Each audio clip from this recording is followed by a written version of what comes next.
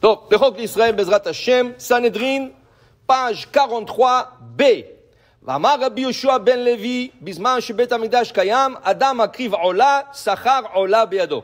מתי שבית המקדש, quand le בית המקדש existait, tu avais plusieurs sacrifices. Toi, tu viens, tu emmènes Ola. Moi, c'est Ola, holocauste. C'est un sacrifice qui monte complètement sur le feu, qui se brûle complètement. Ni le Kohen, ni le propriétaire, personne n'en profite.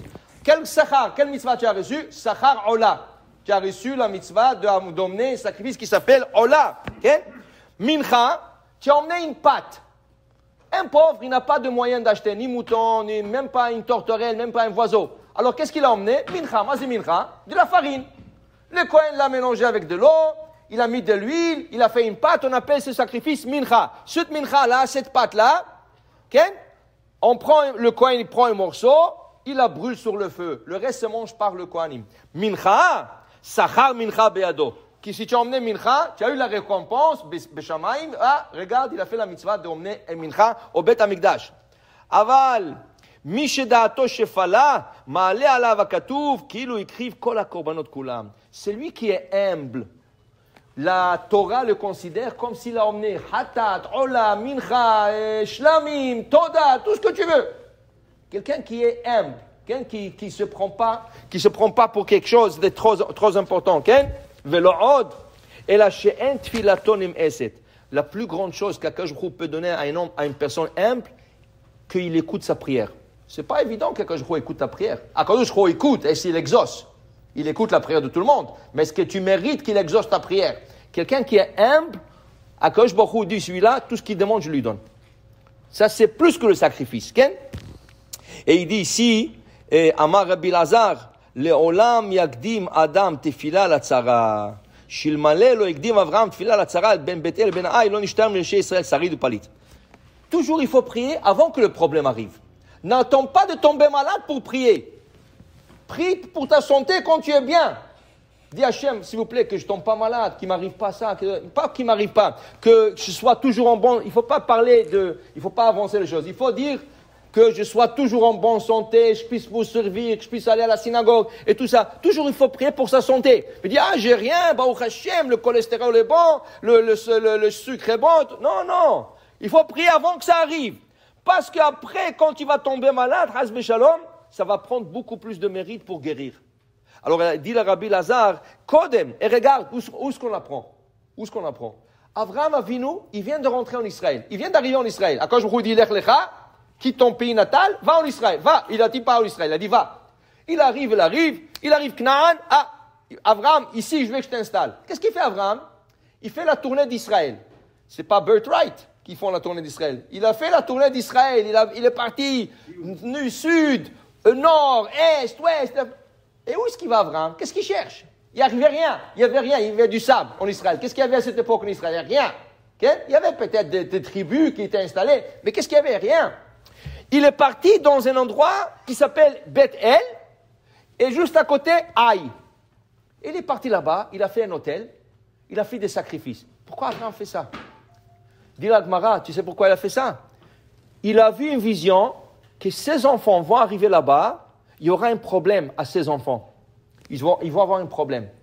Il a prié que ses enfants réussissent. Alors, ces enfants, ils vont sortir de l'Égypte, ils vont descendre en Égypte. Ça va passer 400 ans plus tard. Et jusqu'à qu'ils vont rentrer, c'est 500 ans, tu parles 500 ans et plus, qui sont rentrés en Israël jusqu'à ce que ça arrive. Abraham, 500 ans avant, il a prié pour ses enfants. Et la Gemara dit, s'il n'aurait pas prié, l'on ishtaer miraché Israël, il ne serait pas surmonté le problème. Dans le Haï, ils avaient une guerre dure. Chaque fois qu'ils sortaient en guerre, ils gagnaient.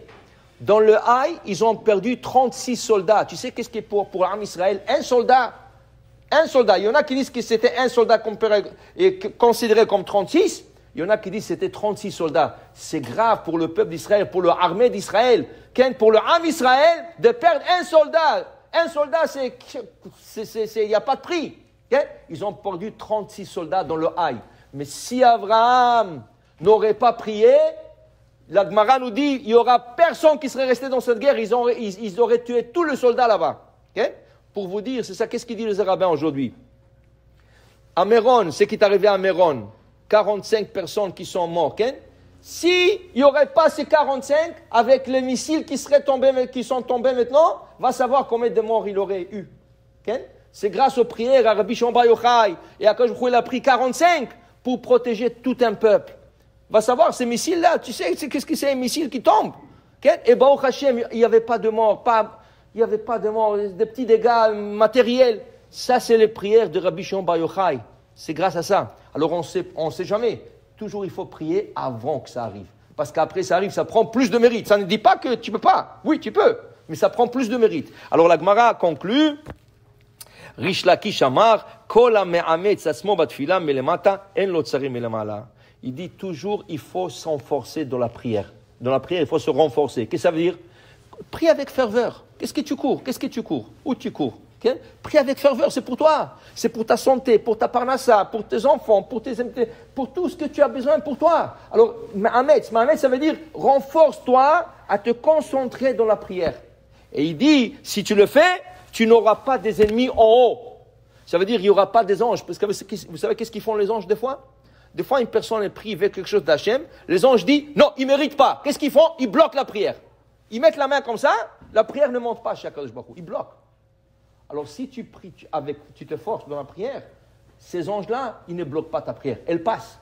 Elles passent chez Akadosh Baruch Hu. Et il dit ici, Amar Rabbi Yochanan, Le'olam yevakesh adam rachamim she'u hakol ma'amtzim et kocho, ve'al yiyu lo tsarim melamala. Et toujours, il faut prier que les anges nous donnent la force et ils nous aident, que notre prière accède et elle monte directement chez Akadosh Baruch Hu. Baruch Adonai Le'olam. Amen ve'amen.